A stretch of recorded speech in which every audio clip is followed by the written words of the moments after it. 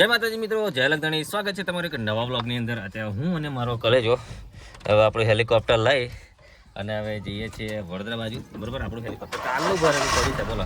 અને હવે સેલ મારી દીધો છે અને જય માતાજી કરીને માતાજી પછી લગીને હેડી જય હે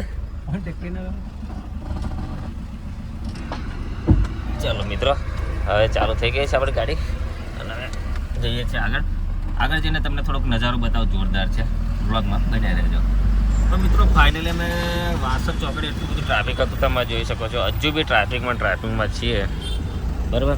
તો એટલું બધું ટ્રાફિક છે, કારણ એનું એ છે કે તે ફાટકે થોડુંક એક ઝાડનું કામ કરતા હતા અને બીજું ક્યાંય આપણે જો વાસદમાં અહીંયા થોડું કામકાજ ચાલુ છે, એના લીધે ટ્રાફિક થઈ ગયું હતું અને હજુ બી ટ્રાફિકમાં જ ફસાઈ ગયેલા છે. અને બસવાળાની તો કંઈક વાત જ અલગ હોય, તમને ખબર છે. એટલે અત્યારે કામ કરતા હોય ચાલો ગમે ત્યાં ઘૂસી જાય છે. સરકારી એટલે સરકારી, બરાબર. મિત્રો ચલા મળીએ આગળ. મિત્રો ખબર ને આજે અમારા જોડે એવું થાય છે કે આસમાન से गिरा ને ખજૂર पे आके अटका. देखो હવે ટોલ નાકે ટ્રાફિક થઈ ગયું. ચલો ટ્રાફિક નહીં તો કંઈક વાંધો નહીં.